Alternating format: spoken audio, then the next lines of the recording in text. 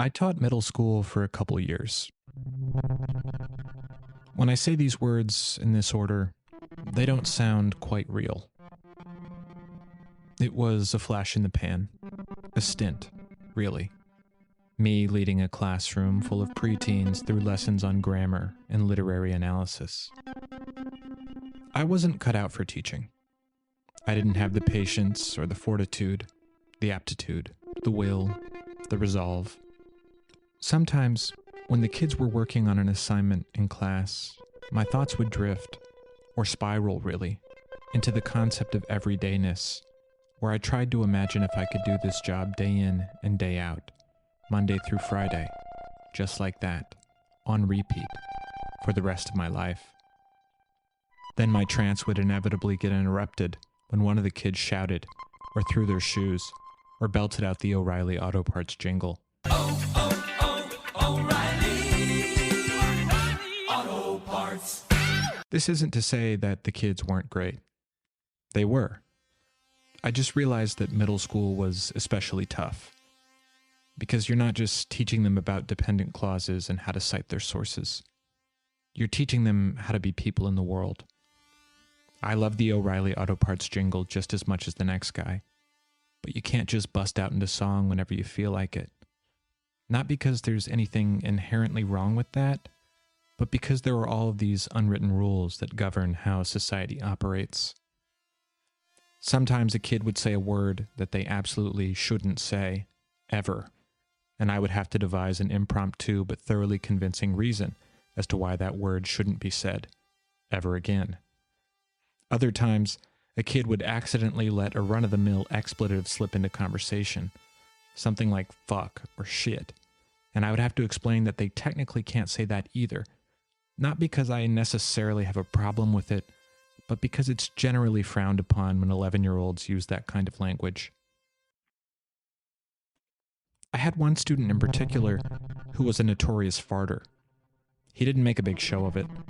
There was no comedy in the act, nor any shame. It was all just part of the body's natural rhythms, no more or less noteworthy than breathing or thinking. He'd come up to the podium and ask me to explain something, and in the middle of a sentence, squeak one out, say, "Sorry for the farts," and then continue right on ahead with whatever he'd been talking about.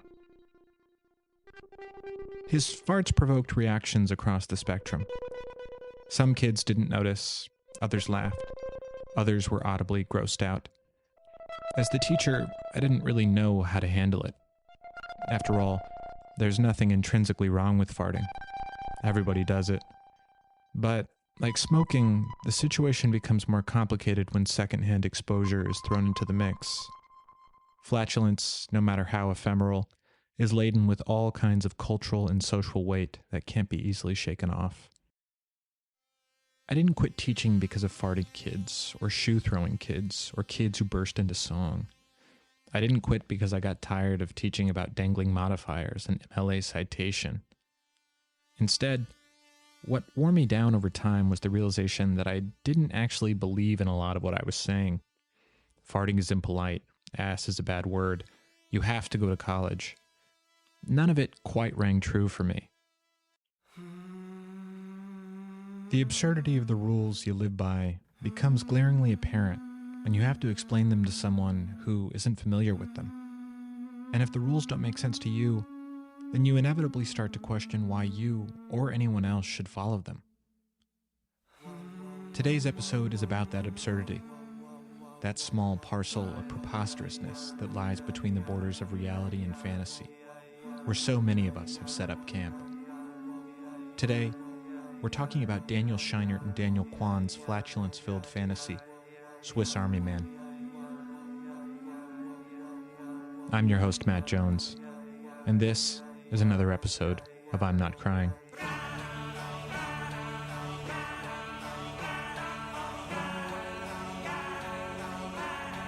So, hi, today I'm here with Terra. How are you doing?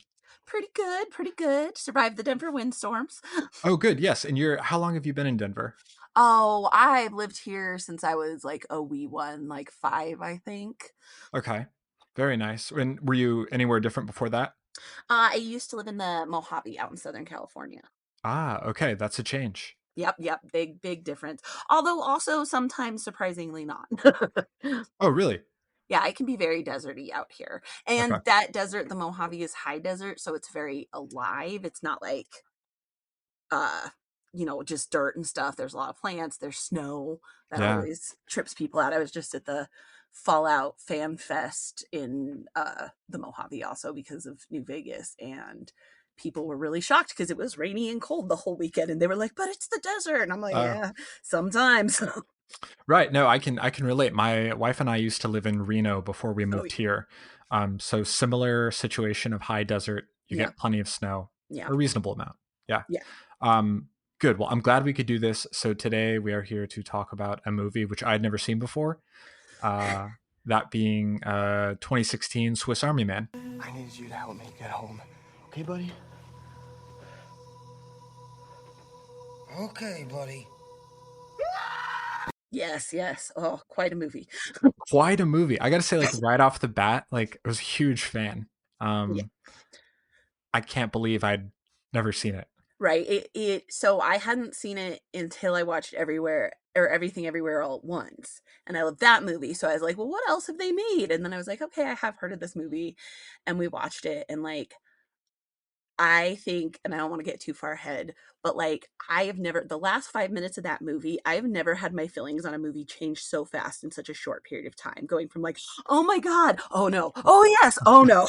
Like, Really? Yeah, you're right. It straddles like this extraordinarily tonal balance, given like what it's filled with. hmm Um, Me and I was watching it with a friend last night for this, and one of the things that we were talking about is she was like, "It feels like a Saturday Night Live skit," and then I was like, "No, but that is kind of it. It's like if you had a Lonely Island skit, but that was for real, like if a guy really threw his phone down and was like, this phone is not my dad, that wouldn't really be funny in real life. Like you'd be sure. worried about it and it would be uncomfortable. And like that's kind of what it feels like is it's like, oh, this is so ridiculous, but it's looking at it through a lens of reality, not through comedy.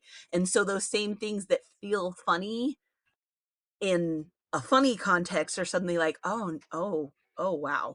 Yeah, yeah. It's weird. Yeah, it is like it's a bit, not even a bit. It's profound. Which is it's odd to say about like a movie that is like through and through like wall to wall farts in a way. Right, right.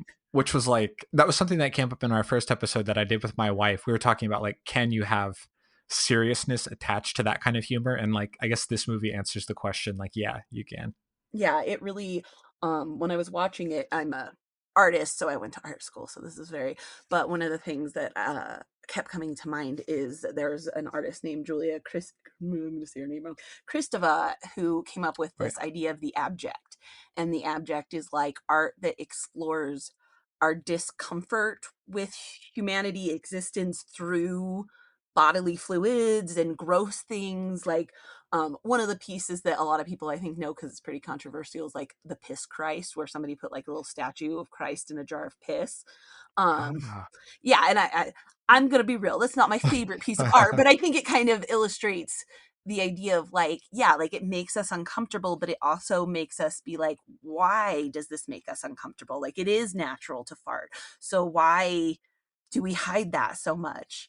And the line between like some of that, like obviously, we don't want to be living around feces that'll make us sick, Right. but we take it so far of like, so you have to be ashamed if you're not dressing right. Like it in our society stacks so quickly between like things that are like, yeah, okay, yeah, we need to be healthy and clean to like, oh my God, girls can't talk about their periods Yep. because even talking about it is so disgusting.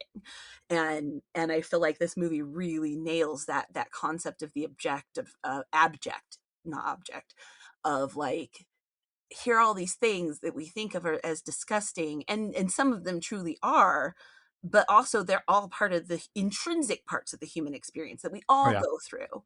And so like where does the line go between like the safety that disgust gives us of keeping away diseases and stuff like that to this arching shame of who we are as people? I think you're right. You're like I hadn't thought of that, but framing it through the lens of the abject is like really perfect. Like that's absolutely clicking with me. And I was thinking the what you just said about um the movies essentially introducing us to these intrinsic parts of the human experience, like that definitely comes to the fore, right? When um, Paul Dano's character Hank is has made his own kind of makeshift everybody poops book to explain that to Daniel Radcliffe. What's that? It's poop. Poop is when your body takes everything it doesn't want and squeezes it out of your butt. Everything poops. There's a book everybody reads about it when they're a kid.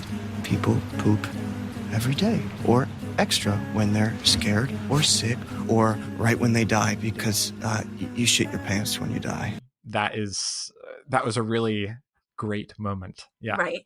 And I think it was so too such a good because we all read that, or I don't know that everybody read that book, but that book is around your whole life, and it Mm. is, kids still have that. I teach kids a lot, and they still have, like, I always make a joke that if I can say "but" in a classroom in some way, like, I've made friends with all the kids because they Oh, love that little bit of it.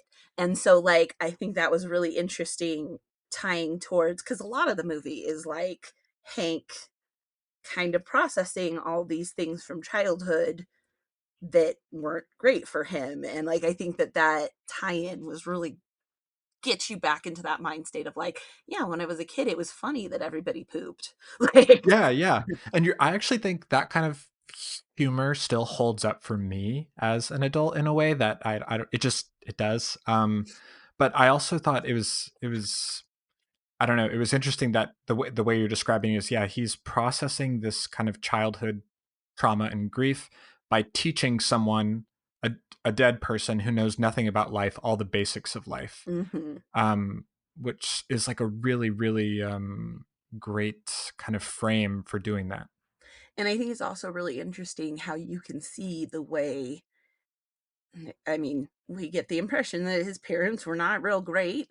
And, like, you can see that seeping in when he's trying to teach him, like, when he's trying to teach him about masturbation and the whole awkward conversation comes up about his mom. But, like, you Oh can yeah, see his own baggage as he's trying to explain it. And I mean, that's to get real into it. I do think, like, a lot of the movie is about carrying the weight of yourself and your shame and processing through your shame. It was really interesting because this is not the first time I've watched it. And I don't remember this feeling as much, obviously, the first time I watched it, because I didn't. This time watching it, I was able to both watch it as a fantastical thing, but also with the possibility that this was literally going on, that this guy was literally just living in the woods with a corpse, which is, the back and forth of like, is he just crazy, or is he uh actually found this magical corpse?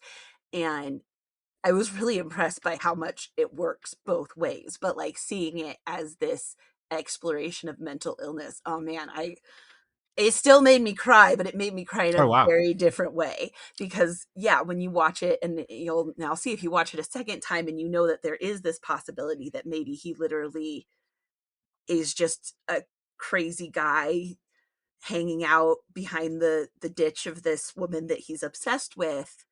yeah, It has this weight because it can, like, they made it really tight that it can play out that way too. Like, you can watch all these scenes and see, oh no, this poor guy's just lost it, as well as here's this beautiful romance that's happening.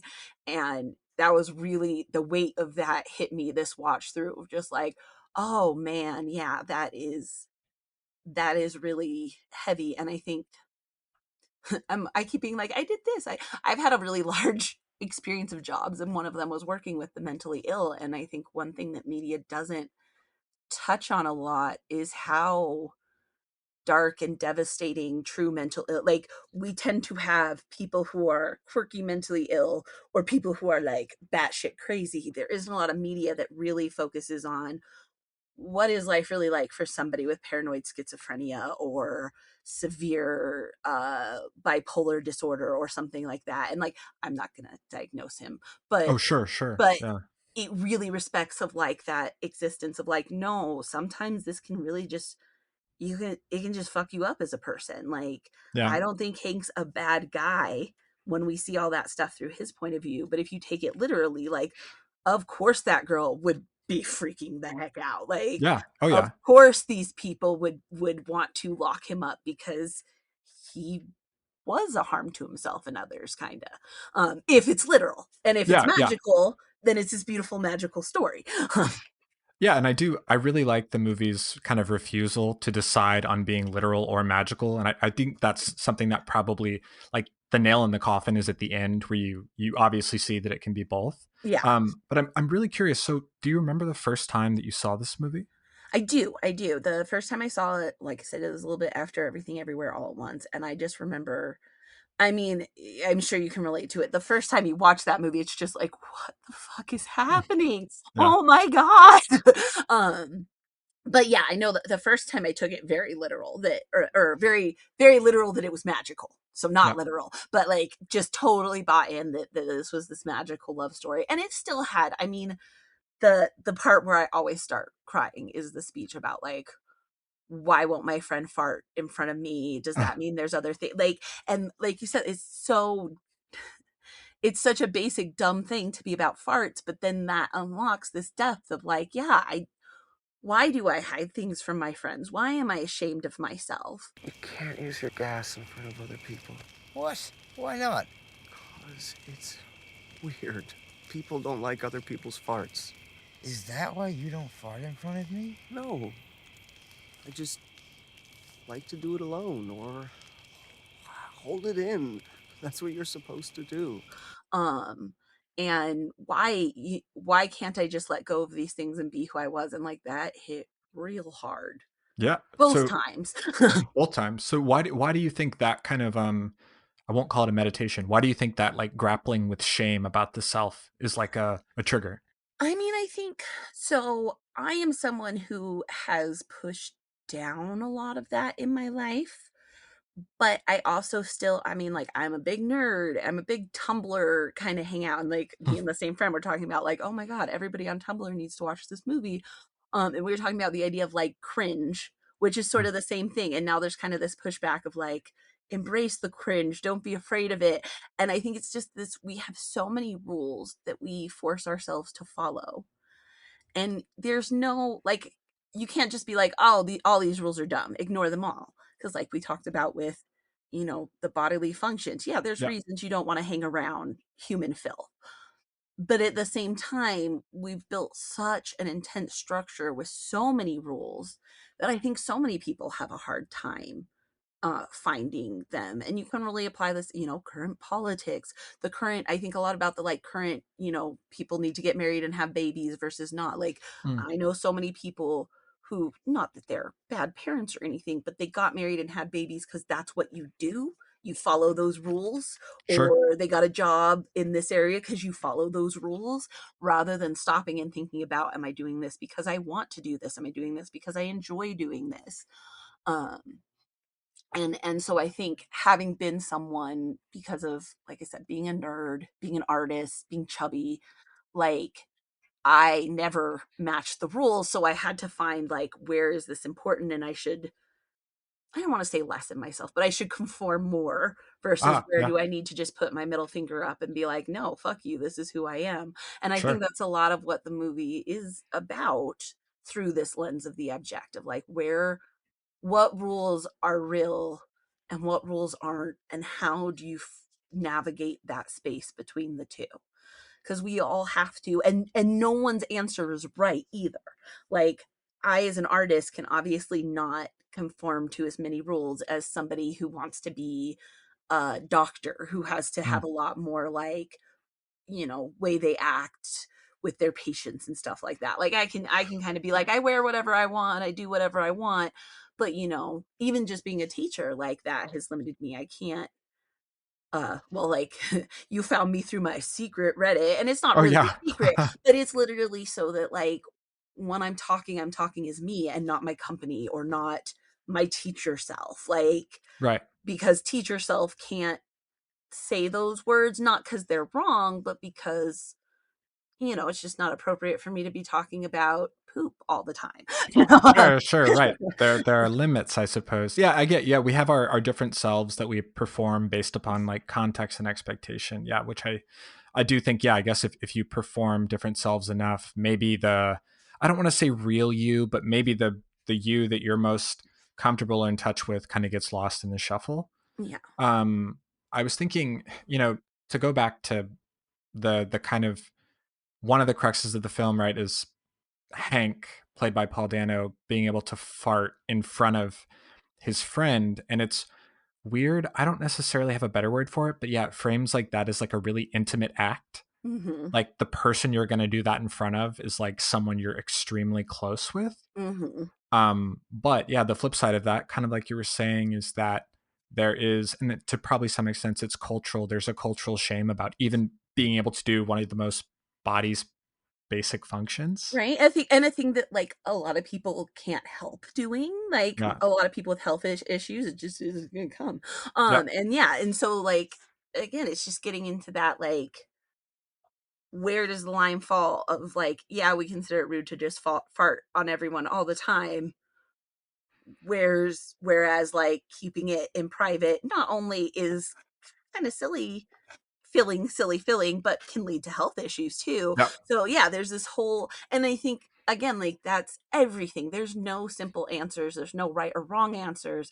It's just this whole spectrum that we're kind of filling our way out in, and not even just a specter, because there's, like I said, there's different lines. If you're, if your friends group is more prim and proper, and Ah, that's what you want to hang out with, like, you might lean more towards that way. And that's why I think a lot of what I was saying earlier about figuring out which rules of society are important for you versus just accepting or not accepting all of them. no, that's a good point. Um, I'm curious. So this was the second time you watched it, right? Mhm. So what was your reaction this time around?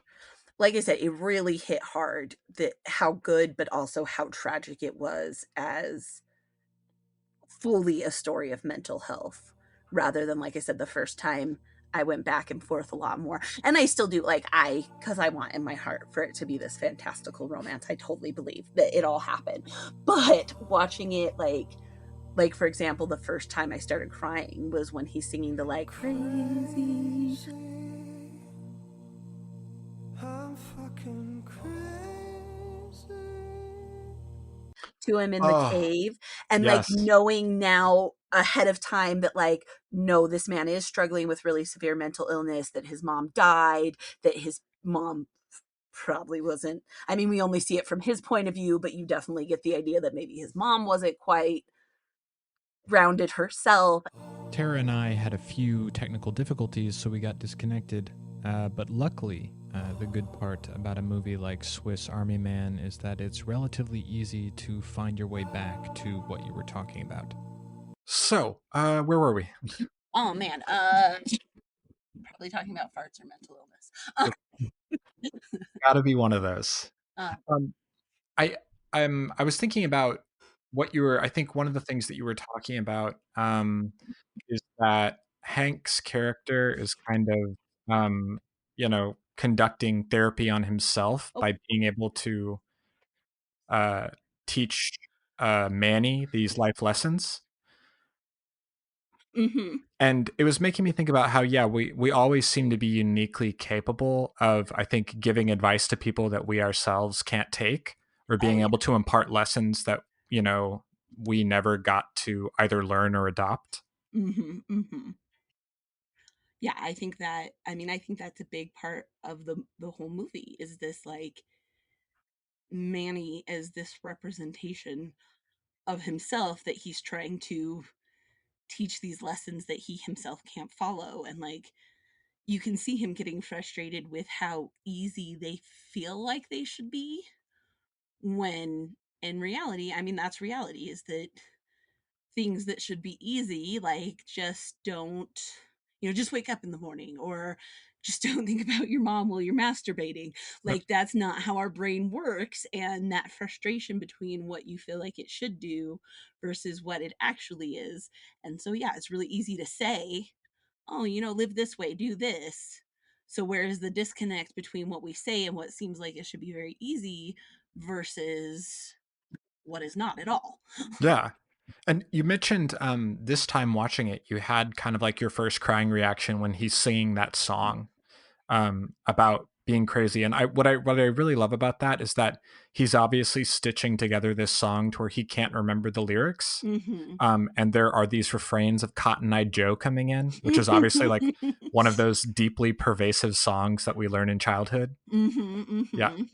Yeah, no, and that, and like the way that song is kind of strung through, like another part where I kind of teared up is it's real fast, but when Manny's like just making some weird noise and he's like, "What are you doing?" And he's like, "Well, I'm singing so you don't overthink." Oh, And yeah.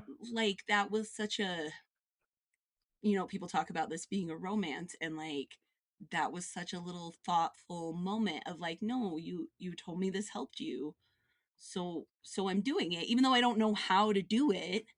I'm trying to do it, which again, coming from like a bit of a mental health background, like that is a lot of what it is there aren't, I mean, obviously like a psychiatrist, etc., has more of an idea, but for the average person it's just sort of like, what do I do? Let me try it out Yeah. this way. That doesn't work. Okay, let me try this. Okay, that did work.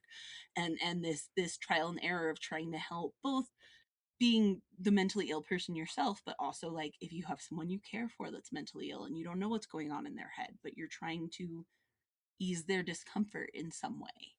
Yeah. There's this real like self-soothing quality to what's happening between them, like with Mm-hmm. singing in terms of calming you down. I'm trying to make sure you don't overthink too much. Mm-hmm. Mm-hmm. Um, do you feel I'm since one of the things I'm interested in is like trying to quantify emotional tears, I'm wondering, where did you fall on the Baden-Hop Fletcher lacrimation scale? Let's see. So, level one was him singing the crazy song. Ah. And then that I kind of say that kind of like teary, misty, um, pretty much from there on. Watching this, you know, again, like I said, I was really caught this time by like how tragic this was. The idea that he's just a crazy guy in the woods and struggling with all of these things because he is such a like, and I mean, I think this is part Paul Dano, like you feel for him, you want him to be okay, and you also can see why he's not. Yeah. And so like I just, that hit me a lot through that of like seeing the way he's mirroring what he needed to hear. um and then notes.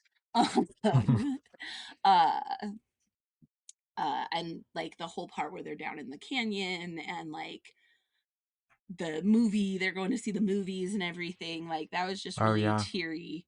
I reached, let me see, where's my next level 2, when he was like, I don't even want to be with me. Oh, Like when he's yeah. like, I know why you wouldn't want to be with me, or why she wouldn't want to be with me, I wouldn't want to be with me, and like that feeling of hopelessness. And I think that really hit me right now.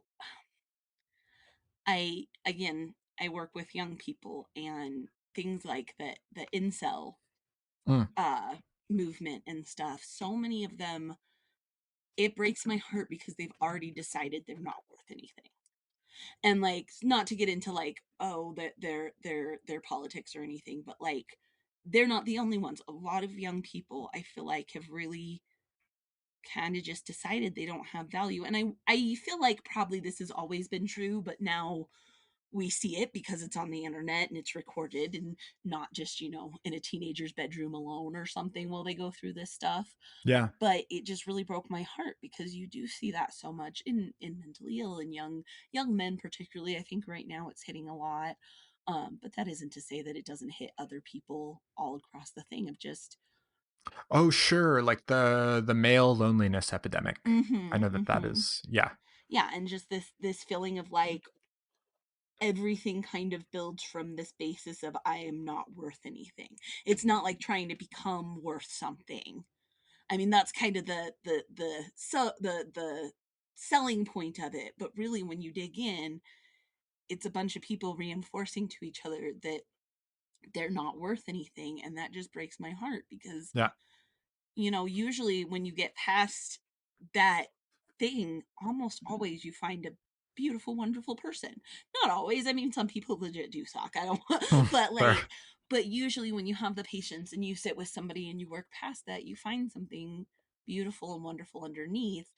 And at the same time, I don't not understand why they get that impression with the way the internet is now and the way society is now. It's really easy to feel like you don't belong. Um, Yeah.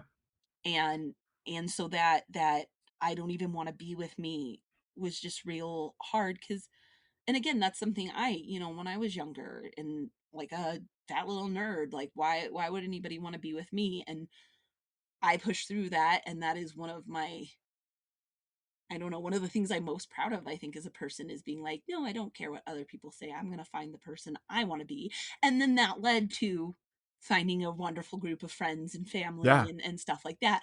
But it had to come from me. This is kind of a weird pivot, but like, I love RuPaul's Drag Race, but I hate when RuPaul says, like, how are you going to love yourself, or how are you going to love someone else if you can't love yourself? And like, I get where that's coming from, but at the same time, like, it's really hard to bootstrap love yourself. Oh yeah. Yeah.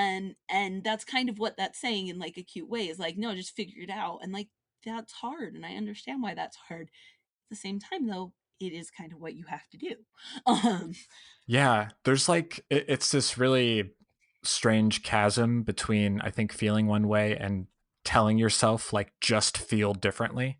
Um like trying to command your brain to kind of just feel or think differently about something. Like mhm.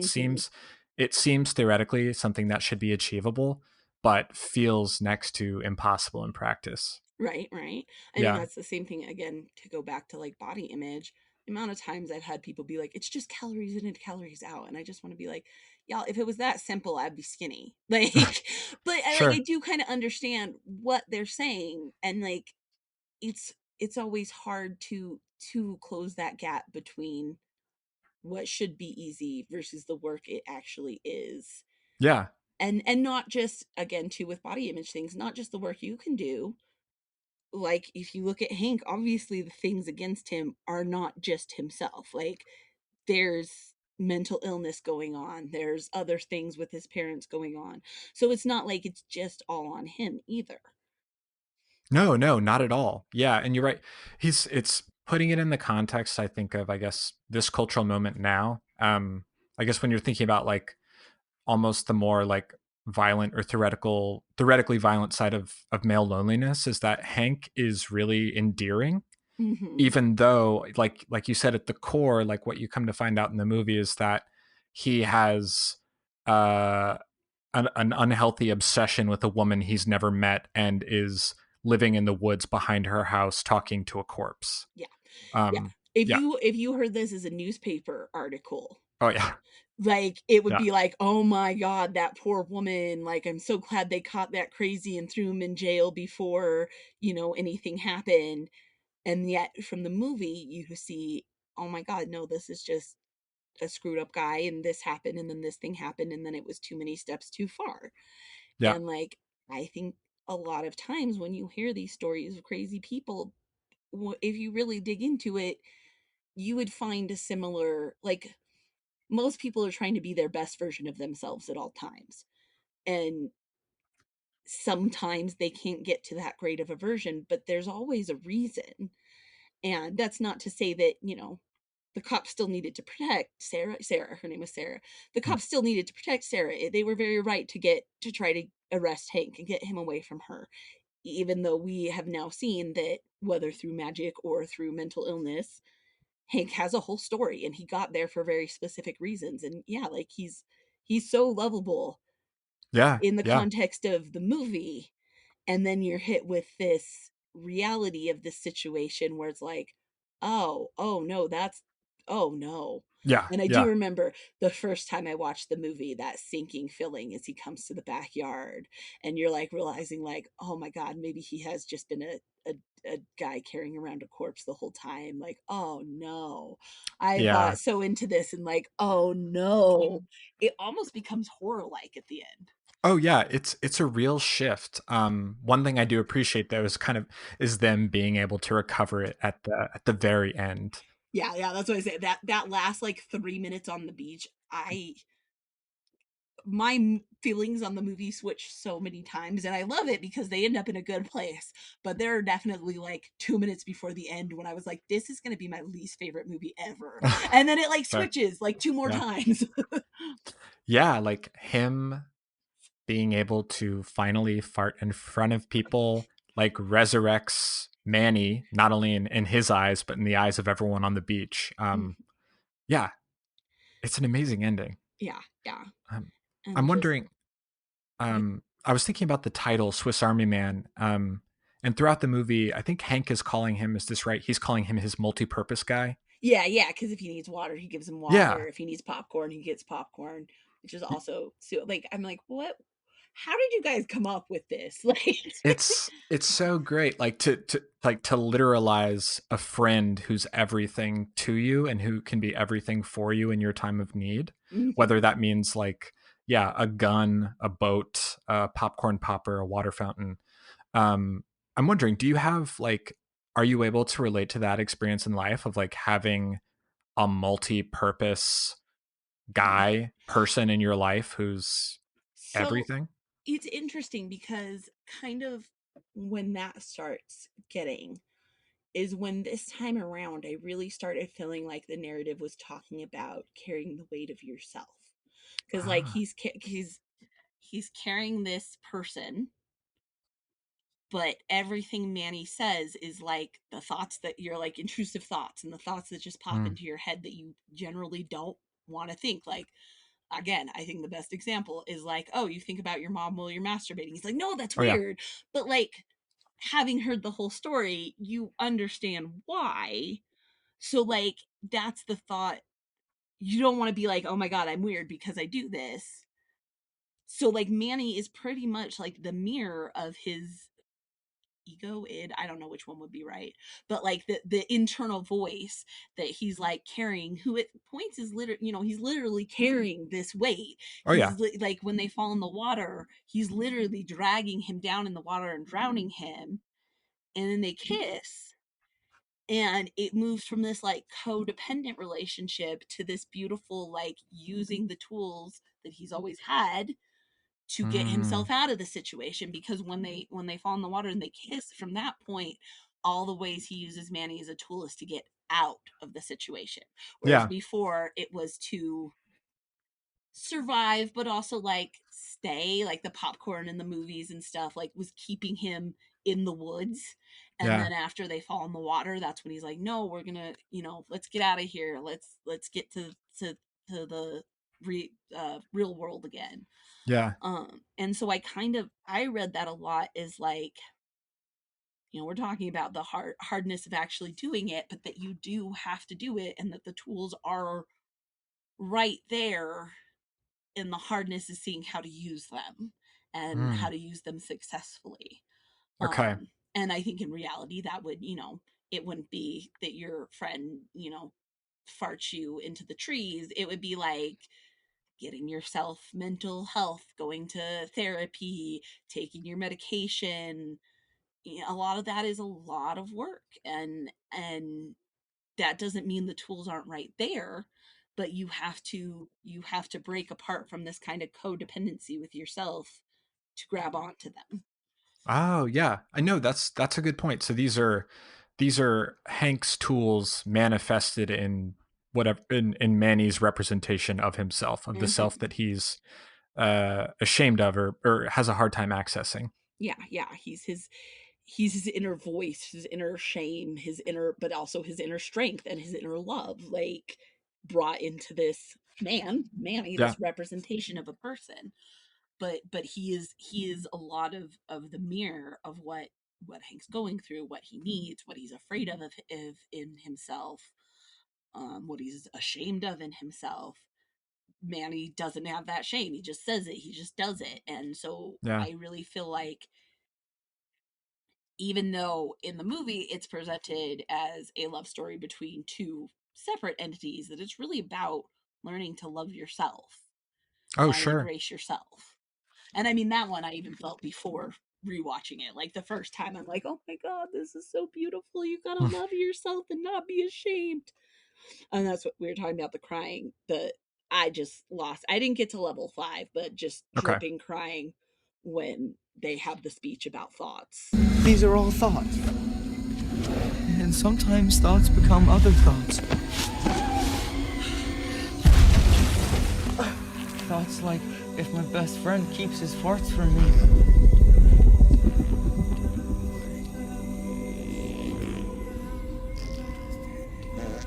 What else is he hiding from me? Which is, the when he's up in the tree. Oh, yeah. Yeah, here's another thought, and here's another thought, and I wish I was still dead, and all of that. Yeah, that part just, I'm gone from then till the end of the movie. That got so what level did you reach then? That I think I got. I think I got up to like level 3. I didn't ever Okay. quite openly cry. We would have Yeah. had to do Song of the Sea for that. Song of the Sea, I get to like level 5. Okay. So that's a big one for you. Oh my god, I don't Yeah. know if you've ever seen that one, but it's just so sad. I haven't. Oh. That makes me wonder what I guess yeah, to for some context, what is your relationship with crying in movies? Like is it something that's common or is it rare or in between? I no, I'm a pretty weepy one. I cry pretty easily. Like Yeah. I've cried at commercials. Oh my god, those like I think they're Thai insurance commercials. Mm. Oh, they'll ruin me for like a day. Yeah, no, Yeah. I cry pretty easily at stuff. So I'm a good target for just losing it.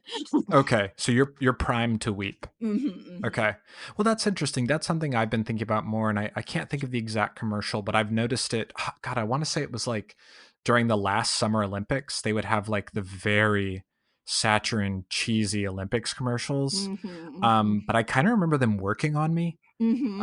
and I was frustrated that they were, because I don't think I used to have that reaction. Yeah.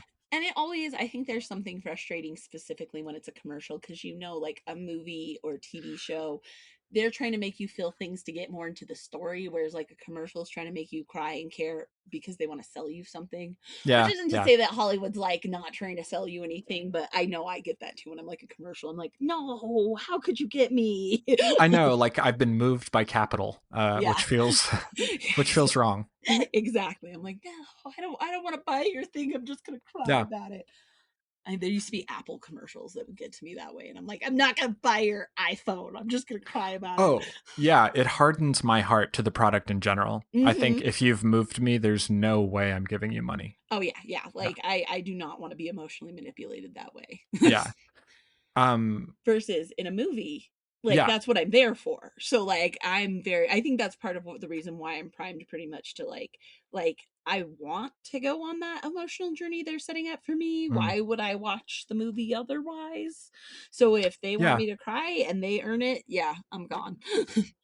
I agree. I think some of this experience, and it's not with all movies, but I think some of this experience for me has been like chasing that high of crying across Mhm. movies, like looking for ones that can take me to that emotional place. Yeah. Um, yeah. And I hate, not hate, it is hard when it gets to like that level 5 where you've just like wrecked Mm, yourself and you've got the headache and stuff. But I think that level 3, 4, like it's very cathartic of like yeah. letting out those emotions. And you probably have run into this that like crying releases hormones that actually like Mm, you need to release every now and then to let them get them out of your system. And so like that level, I don't know what that I want to say I enjoy it, but like it can be really good. And depending on, I mean, like in this movie, I yeah. enjoy it. Sometimes I'm like, no, this movie's so stupid. How could I care so much? But I do. Yeah, there's a certain pleasure to it of reaching that 3 or 4 level. Hmm. Um, yeah, and I'm curious, what's your relationship with like crying outside of art in general? Like, what are your do you have like a cohesive theory around it? So you used to be a really big crybaby, Yeah. like got called a crybaby and stuff when I was little. So for a long time, I was like, no, I'm tough. And then I was like, no, I'm not. I don't need to pretend to be this. I'm a little Sure. oh roller ball that's gonna cry all the time. But yeah, I think that is, you know, it's vulnerability. Yeah. And I very much agree with, if you've ever read about Brene Brown's take on vulnerability, that's strength. Like not being able to cry, not being able to show your emotions, not being able to be vulnerable with people is almost fear based. Yeah. Oh, certainly. Like I think that gets back to that shame.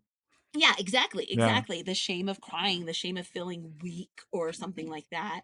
When again, it's just something human beings do. Are you crying? I don't know.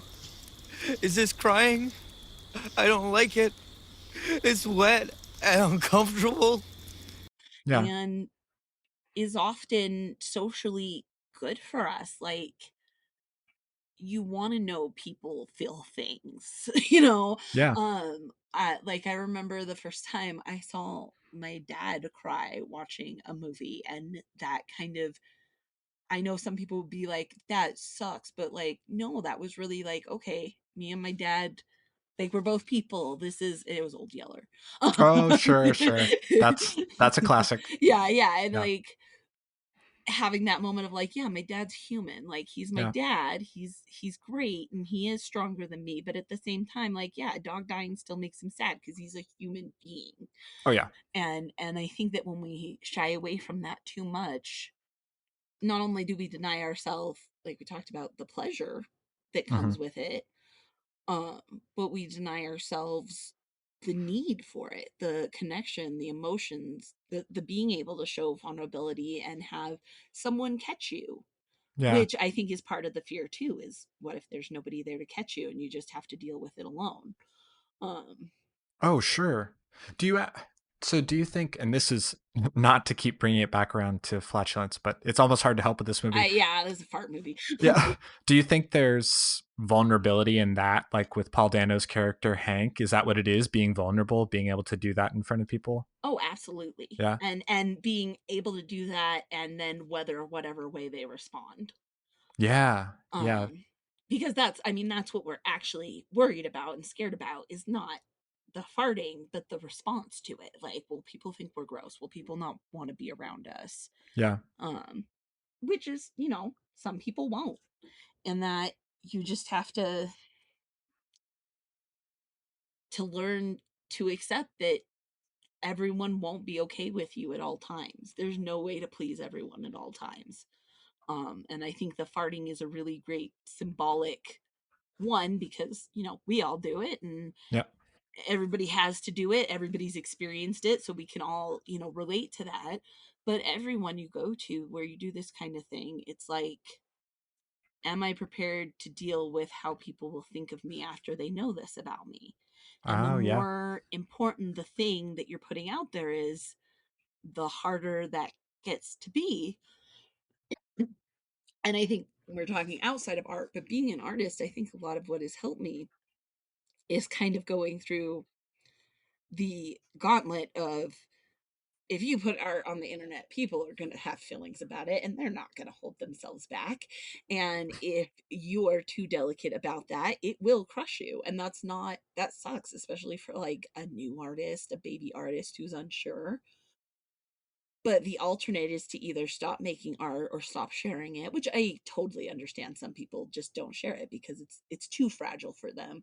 Mm. But yeah, I had to choose, like, am I going to put up with people who don't like my art, or am I going to hide my art? And for me, I was like, well, I'm not going to hide it. So, but then I had to, you know, grow that tough skin of having people randomly reblog it and say rude things. And through that, I kind of learned, like, go to farting, all opinions are like assholes, is really Ah. true. Like, everybody thinks everything. Like, there is someone who holds every opinion that you could possibly think of. And so you just kind of have to take them as they come and decide which ones are important to you and which ones aren't. A big way that I learned that was actually, weirdly, going back to the abject. There was a girl in my college art class that was her thing. And Okay. she would make these sculptures that she, it was kind of cool work. It wasn't really my jam, which I'll get to, but like, they had pearls that would represent like zits and stuff. So she'd use really Ah. pretty things to make really gross things. Or a good example to give people if they want something to look up, there's these big statues of like rotting fruit that are made with beautiful like beading and gemstones and stuff. So playing back and forth with that.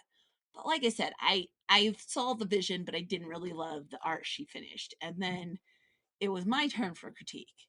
and she hated my art because it was comic booky and illustrative. And I remember for a minute being really bent out of shape and like, how dare you?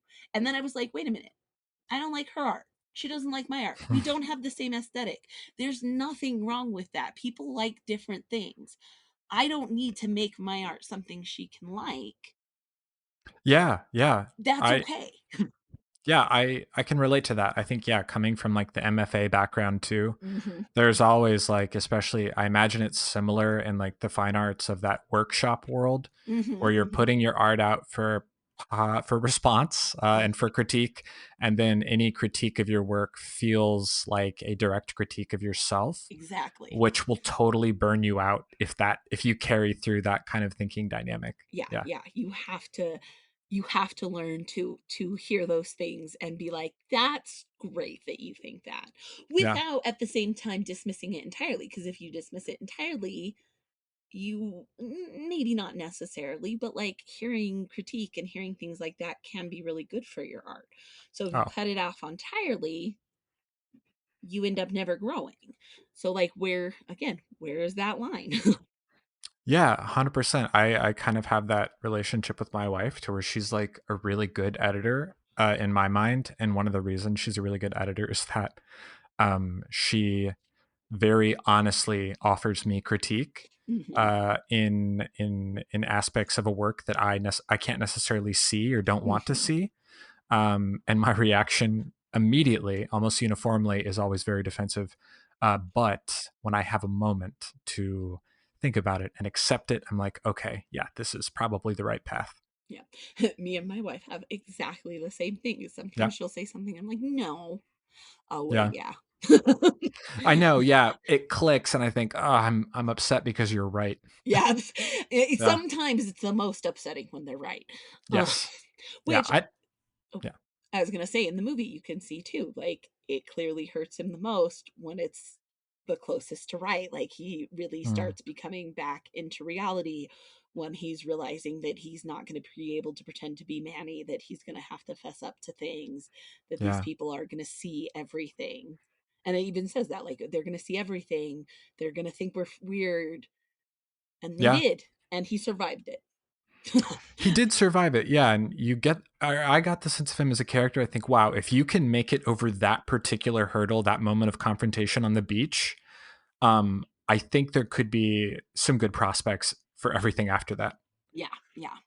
Yeah, Um, you very yeah, much get the impression at the end that maybe he's not okay, yeah, but that he has unlocked a level of understanding and comfort with himself that's going to help him maybe become okay. yeah.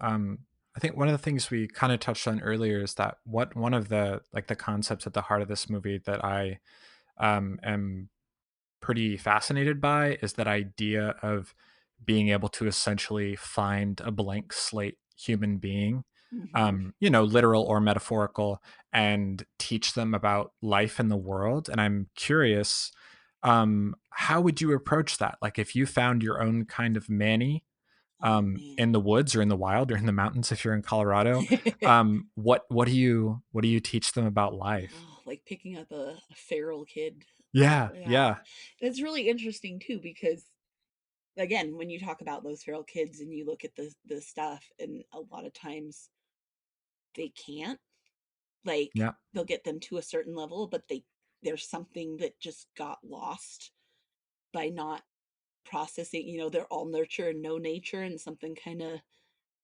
doesn't work in that way. Oh man, how would I think I would just I think I might start. I'm so media oriented. I think I would start with like helping them read and helping them see stories through like books mm, and audio and stuff like that, to just expose them to like a lot of different viewpoints, assuming like Manny, they're sort of in this state of like an adult who doesn't know but yeah, understands English and everything, like this kind of magical, like, I amnesiaed everything but I'm still functional and can talk and stuff like that, so you don't have to start with like teaching them how to talk. yeah. Because I think that's a lot of the power of media, is that we can suddenly understand so many points of view so much smoother than just being in our own heads. Yeah. Um, and yeah, storytelling. And I mean, that's kind of what Manny's doing. He's just doing it, or Hank's doing is storytelling through personal storytelling rather than a movie, which is community storytelling. Um, Yeah, you're right. yeah, Yeah, he's doing kind of role playing storytelling to teach him these what he considers to be like the foundational experiences of being a person. yeah, yeah. And I think I would definitely have very different foundational experiences than Hank would have. And like I said, I Ooh, do teach, but I think yeah, so. I think a little bit of actual like pedagogy and stuff would slip in of like, okay, we're gonna what do we call it? Not scale, scaffold all this stuff. oh So first sure, I'm sure. gonna teach you the basics and then we'll add on to them. Um That's so wild that you mentioned scaffolding because I think I also come from a teaching background. So earlier when you were talking about your crying responses going from 1 to 2 to 3, I was feeling like, oh, you very much had that scaffolded right, it experience. did, Yeah. it did. I was like, I'm Yeah. gonna cry a little bit, I'm gonna cry some more, now I'm Yeah. gonna really cry. Yeah, you've earned the foundational level to jump up to the next one. Yeah, Yeah. yeah.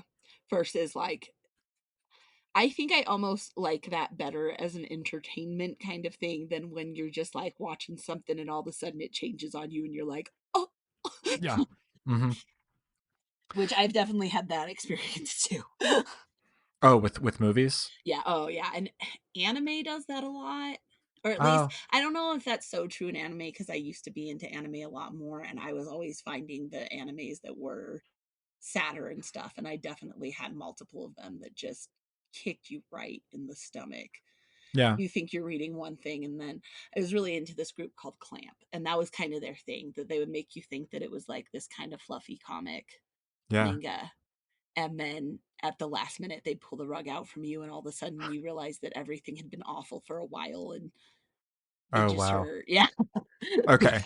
So they'd Like really hit you. Yeah. yeah, yeah, like one story, so sorry if anybody doesn't want spoilers for Triple Xaholic, pause now. But like you're following this cute, quirky, like kind of paranormal, and it did have dark things because it was them going and like solving ghost stories, but it also was very much like three friends having adventure.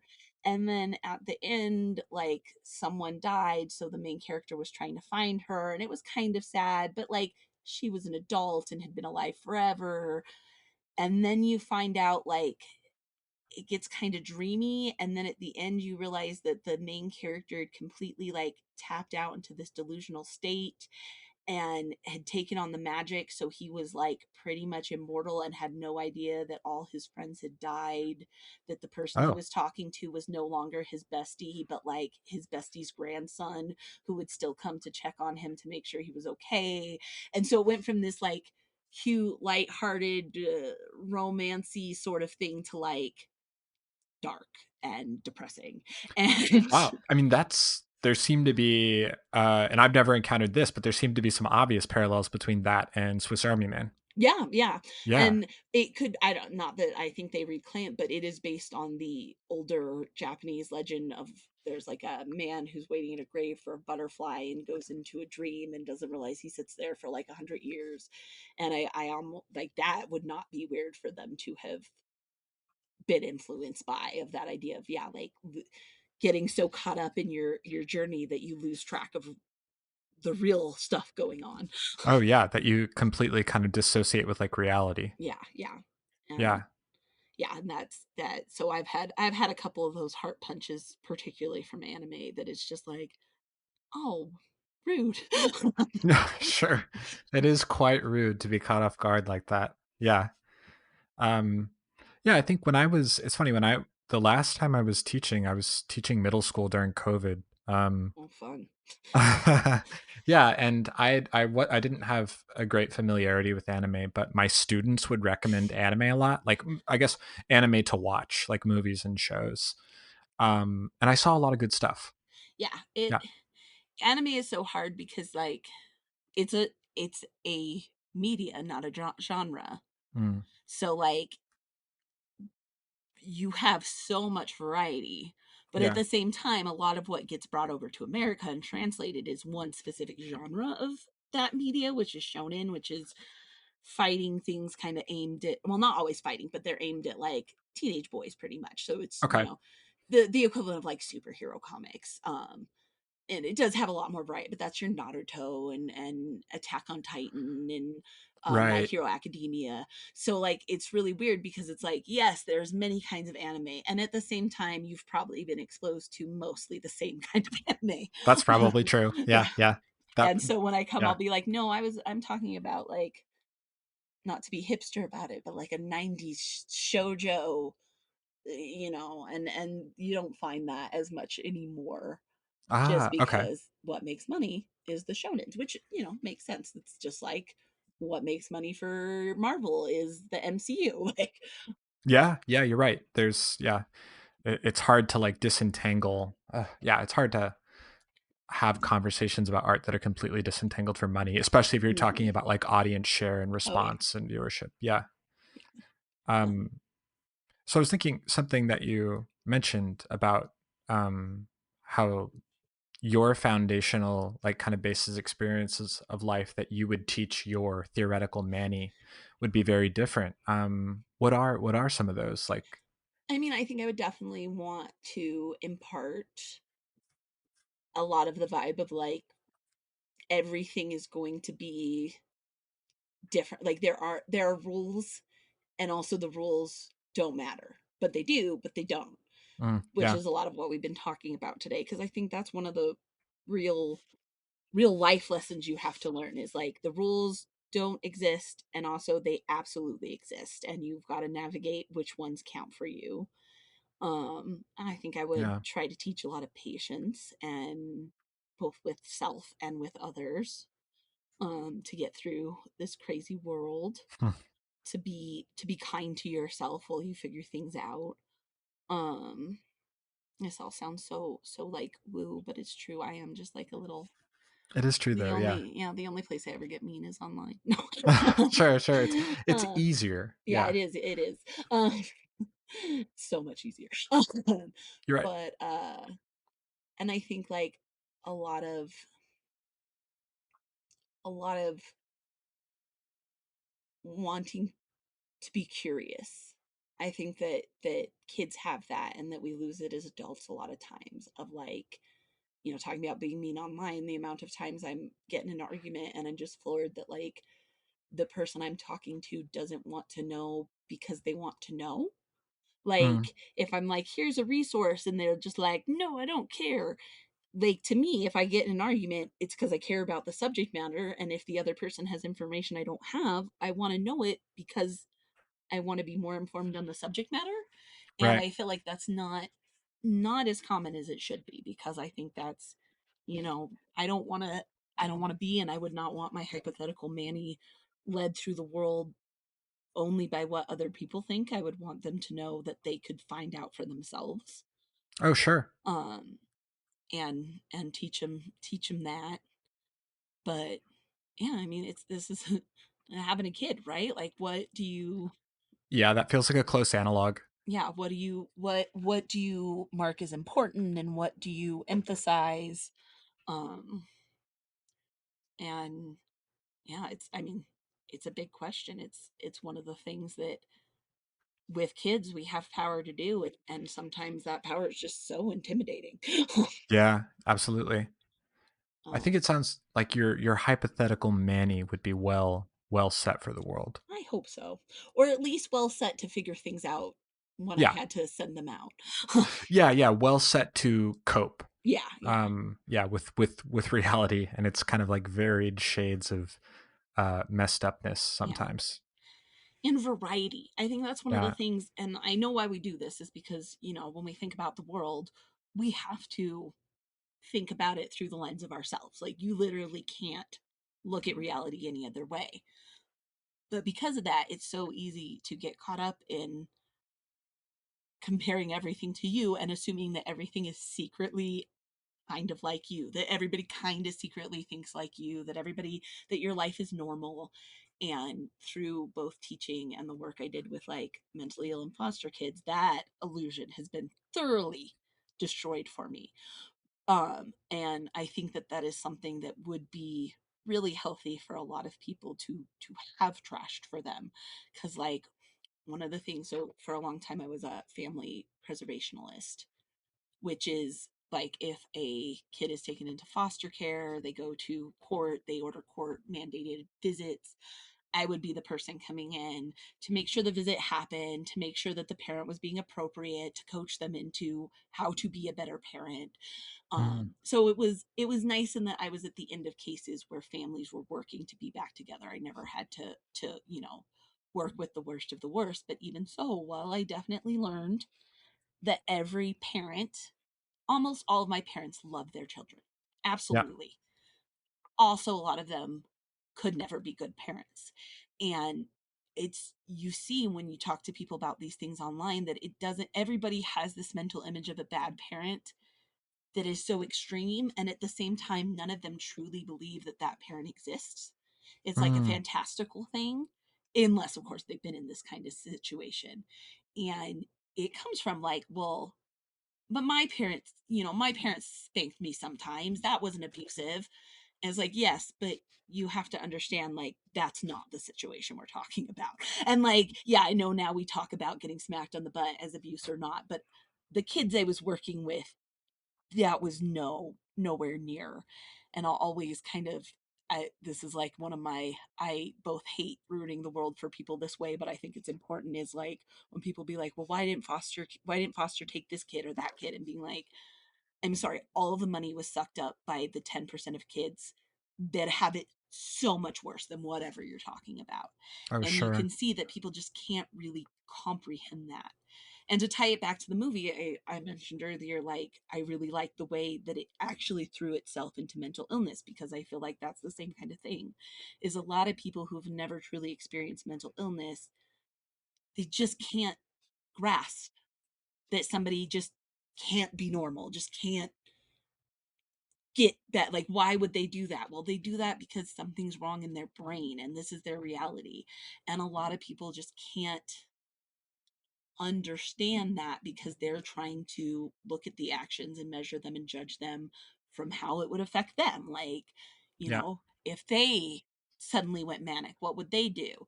Oh, well, maybe I'd go fix the fence in the backyard and clean the house. And like, okay, yeah, that's great. Now, what happens when you do this every other month and you lose your job every time it happens, and now people won't employ you because you've lost 3 jobs in a row for having a manic incident? And like, you just can't get yourself very easily into that other mindset until it's been destroyed. And I Yeah. think that's a lot of what, we talk about the other. And I think a lot of what makes the other in a cohesive, not the people othering them, but what the others have in common, I've noticed, is this sense of understanding that the rules are important and also meaningless. Like, I keep coming Yeah. back to that, but that when you are someone who is a minority, whether that's racial or queer, or something's happened to you, like a major disability, or you've lost your home, suddenly you deeply understand that the rules are made up, and that them being made up doesn't mean they don't apply. Yeah. Like, yes, there's no reason why we have to get to work at a certain time. Most jobs would be fine if you showed up anywhere within 15 to 30 minutes around that time. At the same time, you'll still get fired if you show up 15 minutes late to work every time. So, well, you can, Oh, yeah. yeah, well, you can say, like, yes, in the grand scheme of things, why does this matter? Well, it matters because you'll now lose your job and then you won't be able to eat. And yes, capitalism shouldn't matter, but also you're now homeless, and because you can't hold down a job. You see people, oh, somebody can stand there for 8 hours begging, why can't they go get a job? Well, because a job isn't happy if you just show up when you want to do it, or if you start yelling at customers because you can't control your anger in the middle of it. Yeah, it's I get yeah, it's in the very like kind of small intimate sense, it's that things matter because they matter to someone, either to you or someone else. And in that cosmic sense, it's yeah, it's always that something I think about a lot is that yeah, like nothing about our lives was, intrinsically born of the universe. Like, Yeah, nothing exploded into existence saying you've got to go to work from nine to yeah. five. Like so yeah, it's The all Big Bang didn't constructed and define taxes. yeah, yeah. One thing I was thinking about when you were talking about parents, something that really resonated in the movie for me is when Hank is talking to Manny about his relationship with his dad.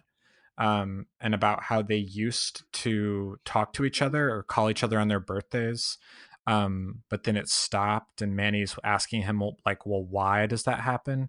And Hank is like, well, you forget 1 year.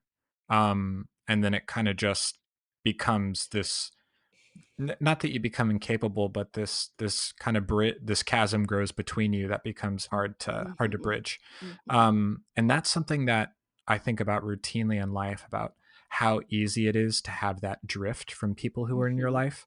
Like you do have to make an effort, not an effort as in it's hard to do or that you don't like doing it, but you really do have to put time Yeah. into people and things that you care about, or you can find yourself in situations where it's like, oh, I haven't spoken to that person in years. And I don't know them anymore, and I don't know their Yeah, life anymore. Yeah. yeah, It's kind of like, if you want to have a relationship with someone, you have to have the relationship. All there is a relationship. So if it's not happening, it doesn't exist. yeah, Yeah. yeah. And I think too, that moment is so touching too, when he's talking about setting up the automatic emails, and Mm, how you can tell that he's told himself that's just as good, but you can hear that somewhere he understands that, like, no, this is, we've lost something deep. yeah, you're right. That moment kind of got to me. I think the idea of like, and maybe I'm probably viewing it through the lens of like AI and automation and all this stuff, Mm-hmm. but the idea of automating your sentiment towards someone who means something to you, because in reality you might very well forget or not care enough to communicate that sentiment to them. Yeah. That's tough. Yeah. Yeah. And again, one of those things that, like, uh, if you automate it entirely, but where does that, if I send an email because my phone reminded me, Yeah. is that much better? I mean, I feel like I would feel better being the recipient of it, but like, where, with, especially with technology, like, where are we letting the technology take over the relationship and the point of it? And I think with AI, that's really good too. Like, there's all these debates over AI art, and clearly as an artist, I have a lot of mixed feelings. Yeah. But one of the things that gets me is like, what's the point of making art if you aren't making art? Like, making it is a huge part of the process. Yeah. And so I'm not confused when, like, a company wants a cheap logo, so they do it. Like, that doesn't thrill me, but obviously makes sense. They don't want to pay, $500 to commission a logo or whatever. But when I see people who are just like doing it for fun, it just makes me sad, because I'm like, no, the fun is the doing. Like, the end result Yeah. is great, but the fun is part of the doing. And on the flip side, also too, in a lot of the art communities I'm in, I see people who are doing the opposite, where they're like, I'm drawing 3 hours a day and I hate it and I hate it. And I'm like, well, I don't know that this is something you should do. I'm not saying like because you're a bad artist or you're doing it wrong, but just like, it should be enjoyable. And if you're not finding any enjoyment in it, why are you following this made up rule that you have to do it? Yeah. I think that goes back to, and I'm not going to have the specifics here, but it was maybe within the last year or so, and maybe I keep wanting to tie it back to the Summer Olympics ads, but there was an AI ad where it was essentially like it was a dad walking through about how he was basically using AI to offload the labor of interacting with his child. Yeah. But it was being posed as a good thing, like, oh, Yeah. I'm so busy at work now, AI can help me do this. And I think, oh, why would you want to give up that aspect of the relationship? To Right. why would you want to cede that to something that isn't you? Yeah. At what point, why then, why have a kid? Like, Yeah. the point is not just to put another human in the world, it's to have a family member and somebody you bond with and hang out with. So like, yeah. And that is one of my concerns with AI too, AI art going forward in a bigger way. Like, less of Mm, like, oh, they're stealing from people, but like, at some point, if everything is just self-referentiating everything else, when do we lose what is the human part of it? What is the purpose of it? And to give some credit to AI, I don't think this is only happening with AI. I think it's a lot of the problems with, people getting frustrated with live action Disney reboots, and a mm, lot of media right now, that people feel like it's, you know, the 37th Marvel superhero movie and stuff, is just this feeling of like, why is this being made? What is the point of it? Yeah. and sensing that the point is to make easy, fast money. And well, I don't know that everybody can pinpoint that. I think that's a lot of what's wearing people down with media is there is no point for a lot of these things to be made except for them to exist and make money. There's no there's nobody behind the scenes who really wanted to bring Snow White live action to life. Yeah. Yeah. It's And expanding on the IP for yeah, the sake of, yeah. Yeah. yeah, versus like uh the last couple of Snow Whites, which live action Snow Whites, there's the Huntsman and the other one that had like Lily Collins in it. Even though I don't know that I would say either of those are like, oh, the best movie ever. I think Yeah. they got a lot of less slack because you could tell that somebody thought about that movie and they had an idea and they were bringing an idea to life. Whether they succeeded or not is up to personal opinion, but somebody wanted that to exist versus like, oh, Disney just churned this out because they know that they'll sell 100,000 Snow White dolls when they do this. Yeah. Well, I think, and to go back to, I mean, Swiss Army Man feels extraordinarily human. Oh yeah. To even like, I think to even attempt to sum up the plot in words, even though it can sound outlandish, makes it feel that much more human to me. Yeah, yeah, it Yeah. is. I mean, I really think it's one of the best movies about humanity. Yeah. I mean, I was so totally sold on it. Like I was watching it thinking like, I can't believe I haven't seen this. It's just it's so though like and now you've seen it, Yeah. I have one of my best friends, I want him to watch it so bad and he's like, "But it's the fart humor movie." And I'm like, "But it's not." Like it is. I can't tell you that that's not part of it, Oh, sure. but I it's know. Yeah.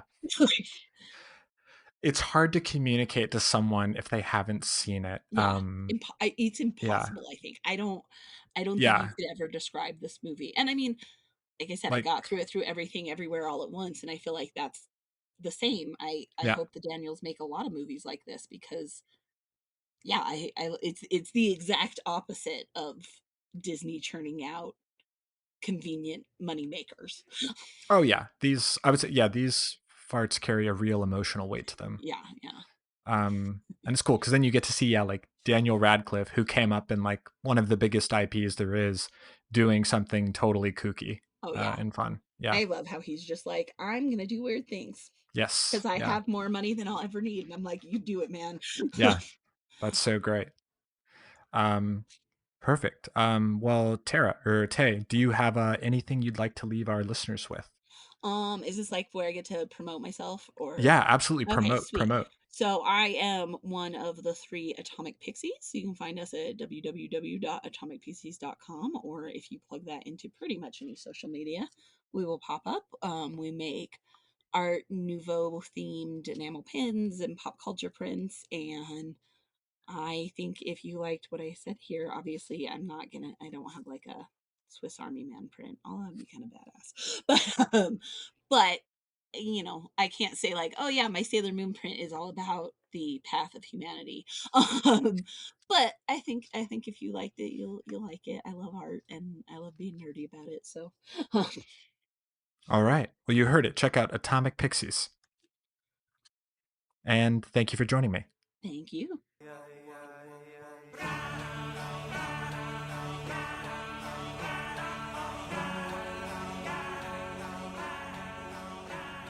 I'm Not Crying is a production of Wildboro Studios. Thanks for tuning in. Until next time.